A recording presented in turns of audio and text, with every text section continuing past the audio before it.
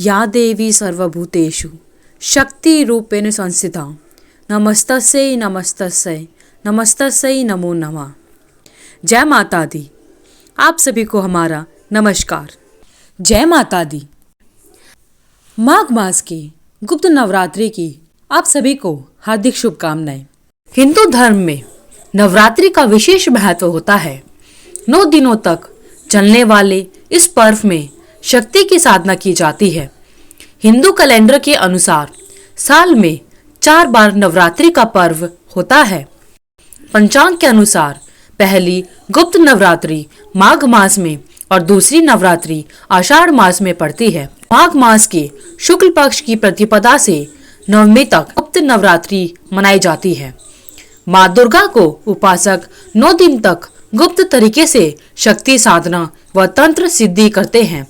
पंचांग के अनुसार इस साल माघ गुप्त नवरात्रि की शुरुआत शनिवार 10 फरवरी 2024, इसका समापन रविवार 18 फरवरी 2024 को होगा। गुप्त नवरात्रि 10 फरवरी से 18 फरवरी तक पूरे 9 दिन रहेगी। गुप्त नवरात्रि माघ महीने के शुक्ल पक्ष की प्रतिपदा तिथि से नवमी तक चलती है। गुप्त नवरात्रि में माँ दुर्गा की पूजा करने से जीवन के बड़े बड़े दुखों नाश हो जाता है। आज हम आपको गुप्त नवरात्रि के चौथे दिन माता भुवनेश्वरी जी कथा सुनाएंगे। भुवनेश्वरी एवं माँ दुर्गा की आप सभी पर कृपा बनी रहे। माँ भुवनेश्वरी को 10 महाविद्याओं में से चौथा स्थान प्राप्त है। माँ भुवनेश्वरी ही संपूर्ण जगत का पालन पोषण करती हैं। उन्हें जगत धात्री भी कहा जाता है। आज गुप्त नवरात्रि का चौथा दिन है। आज भक्त माँ भुवनेश्वरी की पूजा अर्चना करते हैं। माँ भुवनेश्वरी को संसार भर के यश और ऐश्वर्य के भी माना जाता है। भुवनेश्वरी आदिशक्ति का पंचम स्वरूप है। इसी रूप में माँ ने त्रिदेवों को दर्शन दिए थे। माँ भुवनेश्वरी को 10 महाविद्याओं में से चौथा स्थान प्राप्त है। पौराणिक माँ भुवनेश्वरी 14 भुवनों की स्वामिनी है। माँ को भगवान शिव की सखी माना गया है। माँ भुवनेश्वरी की पूजा लाल रंग के पुष्प, नवेद, चंदन, कुमकुम, रुद्राक्ष की माला, सिंदूर, फल से करनी चाहिए। पूजा के बाद माता भुवनेश्वरी की कथा सुननी एवं पढ़नी चाहिए।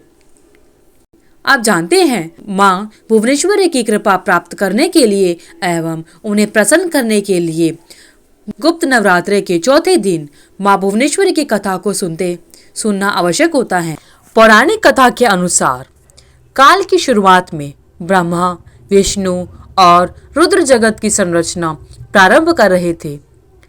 एक उड़ता हुआ रथ उनके सामने आया और एक आवाज ने उन्हें रथ में बैठने का आदेश दिया। जैसे ही त्रिदेव रथ में बैठे, यह मन की गति से उड़ने लगा और उन्हें एक अजीब से स्थान पर ले गया। यह स्थान असल में रत्नों का द्वीप था, जिसके चारों तरफ अमृत का सागर और मनमोहक आकर्षक जंगल थे। जैसे ही त्रिदेव रथ के बाहर उतरे, वह स्त्री स्वरूप में बदल गए।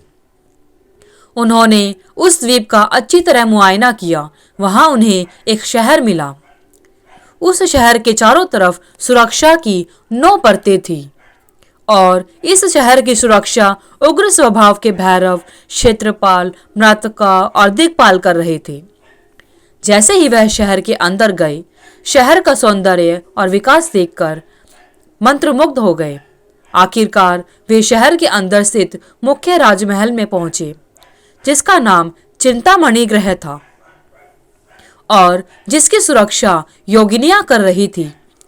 यह शहर त्रिपुर था, देवी भुवनेश्वरी की राजधानी, जो मणिद्वीप की रानी थी।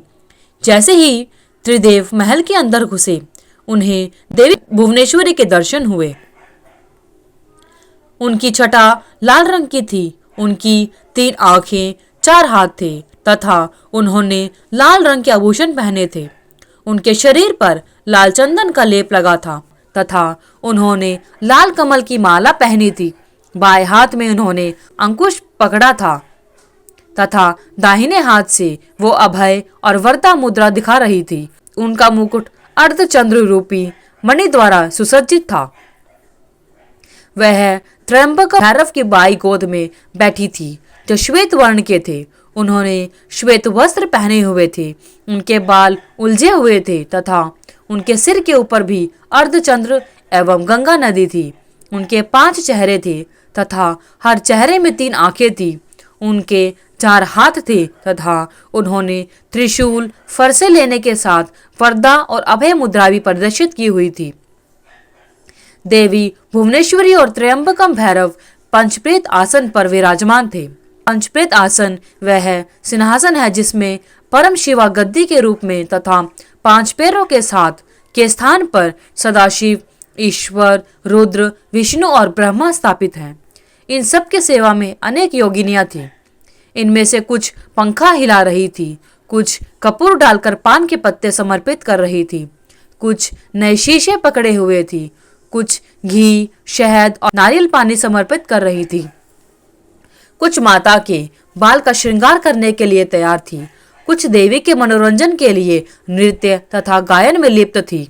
त्रिदेव ने वहां पर असंख्य ब्रह्मांड देखे। हर ब्रह्मांड में उनकी तरह ही त्रिदेव थे और यह सब उन्होंने माता भुवनेश्वरी के पैरों के नाखून में देख लिया। कुछ ब्रह्मांड ब्रह्मा द्वारा बनाए जा रहे थे, कुछ विष्णु द्वारा पाले जा रहे थे तथा कुछ रुद्र द्वारा संहारित किए जा रहे थे। त्र्यंबक ब्रह्मा की इच्छा शक्ति द्वारा उत्पन्न भुवनेश्वरी ने त्र्यंबक के 3 स्वरूप बनाए, ब्रह्मा, विष्णु और रुद्र। इस तरह त्रिदेव त्र्यंबक के 3 ही रूप हैं। तत्पश्चात देवी भुवनेश्वरी ने अपनी शक्तियां त्रिदेव को प्रदान की।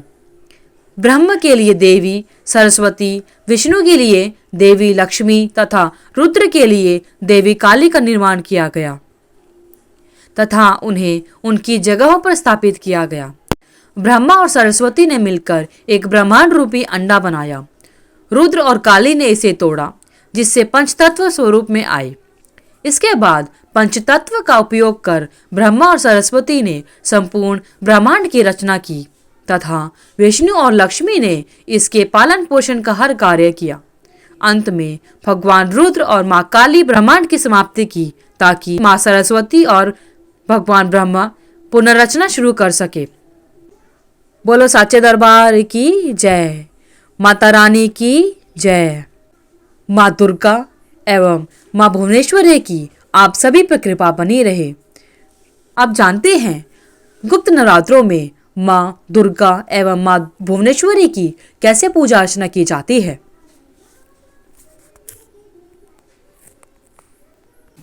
गुप्त नवरात्रि के दौरान 9 दिनों तक गुप्त अनुष्ठान किए जाते हैं। इन दिनों देवी दुर्गा के 10 रूपों यानी महाविद्या की पूजा की जाती है। मान्यता है कि इस नवरात्रि में देवी साधना से शीघ्र प्रसन्न होती हैं और मनोवांछित फल प्रदान करती हैं। जितनी अधिक गोपनीयता इस साधना की होगी, उसका फल भी उतना ही जल्दी मिलेगा। माँ दुर्गा के 10 रूप यानी 10 महाविद्याओं की पूजा की जाती है, जैसे देवी माँ कालिके, तारा देवी, त्रिपुर सुंदरी देवी, भुवनेश्वरी देवी, माँ ध्रुमावती देवी, बगलामुखी माता, मातंगी माता और देवी कमला की गुप्त नवरात्रि में पूजा की जाती है। मंत्र जाप श्री दुर्गा सप्तशती हवन के द्वारा देवी साधना करते हैं। 9 दिन का किसी भी तरह का संकल्प लें, जैसे 1.25 लाख मंत्रों का जाप कर अनुष्ठान कर सकते हैं या फिर राम रक्षा स्रोत, देवी भागवत आदि का 9 दिन का संकल्प लेकर पाठ कर सकते हैं। अखंड ज्योति जलाकर साधना करने से भी माता दुर्गा प्रसन्न होती हैं। गुप्त नवरात्रि में माँ दुर्गा की पूजा को विधि विधान से करना आवश्यक होता है, तब ही माँ दुर्गा प्रसन्न होती हैं। गुप्त नवरात्रि के दौरान तांत्रिक और अघोरी माँ दुर्गा की आधी रात में पूजा करते हैं। माँ दुर्गा की प्रतिमा या मूर्ति स्थापित कर लाल रंग का सिंदूर और सुनहरे गोटे वाली चुनरी अर्पित करती हैं। इसके बाद माँ के चरणों में पूजा सामग्री को अर्पित किया जाता है। माँ दुर्गा को लाल पुष्प चढ़ाना शुभ माना जाता है। सरसों के तेल से दीपक जलाकर ओम दुम दुर्गाय नमः मंत्र का जाप करना चाहिए। गुप्त नवरात्रि में प्रत्येक दिन माँ को किन चीजों का भोग लगाया जाता है की जानकारी होना अनिवार्य है। पता तिथि के दिन माँ शैलपुत्री को गाय के घी से बनी सफेद चीज का भोग लगाना चाहिए। द्वितीया को लंबी उम्र के लिए द्वितीया तिथि को मां ब्रह्मचारिणी को मिश्री, चीनी और पंचामृत का भोग लगाना चाहिए। तृतीया को दुख से मुक्ति के लिए तृतीया तिथि पर मां चंद्रघटा को दूध और उससे बनी चीजों का भोग लगाना चाहिए। चतुर्थी तेज बुद्धि और निर्णय लेने की क्षमता बढ़ाने के लिए चतुर्थी तिथि पर मां कुष्मांडा को मालपुए का भोग लगाना चाहिए। पंचमी तिथि को स्वस्थ शरीर के लिए मां स्कंद माता को केले का भोग लगाना चाहिए। षष्ठी तिथि को आकर्षक व्यक्तित्व और सुंदरता पाने के लिए षष्ठी तिथि के दिन मां कात्यायनी को शहद का भोग लगाना चाहिए। सप्तमी तिथि को संकटों से बचने के लिए सप्तमी के दिन मां कालरात्रि की पूजा में गुड़ का नैवेद्य अर्पित करना चाहिए। अष्टमी तिथि को संतान संबंधी समस्या से छुटकारा पाने के लिए अष्टमी तिथि पर मां महागौरी को नारियल का भोग लगाना चाहिए। नवमी तिथि को सुख समृद्धि के लिए नवमी पर मां सिद्धिदात्री को हलवा, चनापूरी, खीर का भोग लगाना चाहिए। माघ माह के गुप्त नवरात्रि की महत्वपूर्ण तिथियां, जिसके अनुसार ही माघ माह की गुप्त नवरात्रि का उत्सव मनाया जाएगा। 13 फरवरी को कुष्मांडा पूजा की जाएगी। 14 फरवरी को स्कंद माता की पूजा की जाएगी।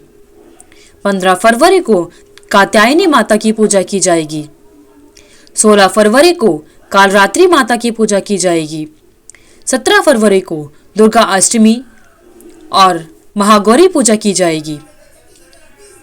18 फरवरी को सिद्धिदात्री पूजा की जाएगी तथा नवरात्रि का पारण किया जाएगा। माँ दुर्गा की आप सभी पर कृपा बनी रहे। धन्यवाद। अगर आपको इस वीडियो में दी हुई जानकारी अच्छी लगी तो वीडियो को लाइक करें, शेयर करें, चैनल को सब्सक्राइब करना ना भूलें। साथ ही बेल आइकन को भी जरूर प्रेस करें।